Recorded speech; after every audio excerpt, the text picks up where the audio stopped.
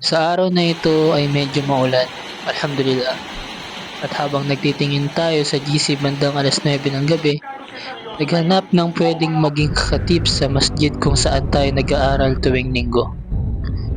Sa mga pagkakataon na ito ang unang beses na tayo'y tutungtong sa mimbar upang magbigay ng maiksing seremonya.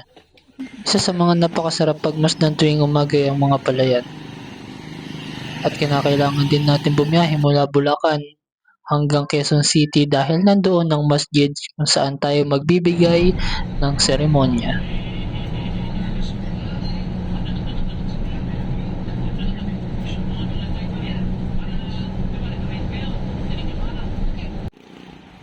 Ang Masjid Al Burhan ay dito lang ito matatagpuan sa Project 7 Veterans Village, Bakawan 10. At open ang pag-aaral dito para sa ating mga kapatid at walang bayad ang pag-aaral dito. Ito ang Masjid Al Burhan. Ito ang masjid na kung saan dito ako nag-aaral tuwing linggo.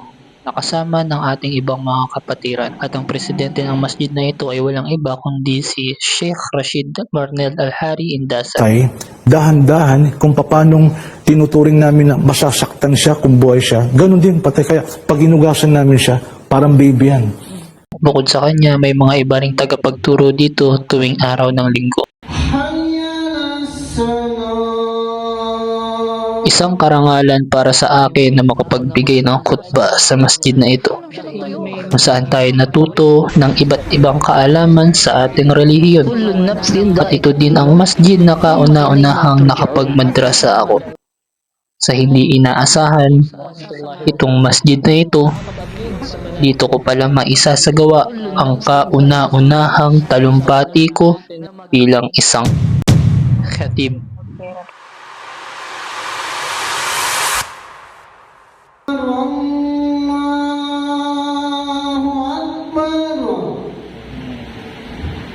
La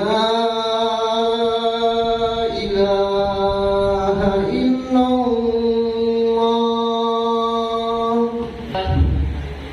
Innal hamdalillah nahmaduhu wa nasta'inuhu wa nastaghfiruh wa na'udzu billahi min shururi anfusina wa min sayyiati a'malina.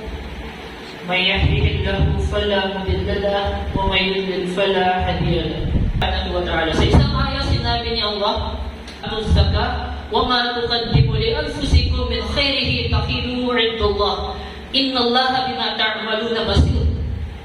At magsagawa kayo ng pagdarasal at magbigay ng kawang-gawa at anuman ang inyong inilabas o ibinigay na kabutihan para sa inyong mga sarili, ito ay inyong matatagpuan kay Allah. Katotohanan si Allah ay ganap na nakikita ang anumang inyong ginagawa.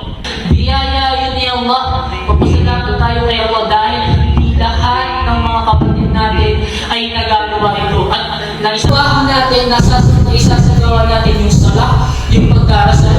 Itong limang obligado na ito, nagagampanan natin ito sa trabaho natin. Biyaya yun ni Allah. Papasalamat tayo kay Allah dahil hindi lahat ng mga kapatid natin ay nagagawa ito. At naisasagawa ito sa mismong pinagtatrabaho nila. Ito yung naging pagsubok. Kaya kung tayo nakakapagagawa ng iba, ng pagsubok, lalo sa araw ng Biyernes, ito'y malaking pagpapasalamat at ipagpasalamat natin kay Allah. Dahil sa mga pagkakataon na to, yung mga ilan sa ating kapatid na gustong pumunta ng masjid, gustong umatin sa Salatul Jumu'ah, hindi nila magawa. Pero tayo nandito, alhamdulillah, ipagpasalamat natin ito kay Allah at naway ingatan natin ang mga biyayang ipinagkaloob ni Allah sa mga magitan ng pagpapahal. Ya Allah Muhammad wa ala ali Muhammad kama sallaita ala Ibrahim wa ala ali Ibrahim innaka Hamidum Majid. Allahumma barik ala Muhammad wa ala ali Muhammad kama barakta ala Ibrahim wa ala ali Ibrahim innaka Hamidum Majid. Allahumma ighfir lil muslimin wal muslimat wal mu'minin wal mu'minat al ahya'i minhum wal amwat. Allahumma atina fid dunya hasanah wa fil akhirati hasanah wa qina adzaban nar. Allahumma salli wa sallim ala nabiyyina Muhammad وعلى آله وصحبه أجمعين.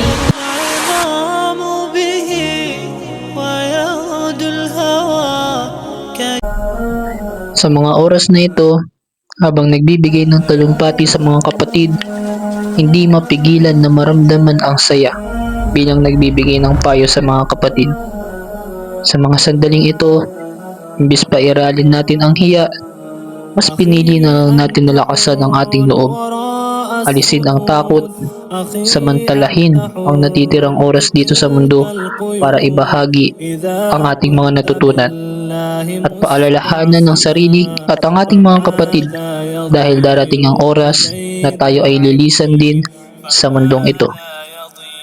Ano nga ba ang maaari natin maiwan pag nilisan natin itong mundo? At ano ang maaari nating iharap kay Allah kapag dumating na ang ating oras? Saan nga ba natin ginamit ang natitira nating oras dito sa mundo? سبيل الدموع سبيل مريح تنهدى يا صاحي كي تستريح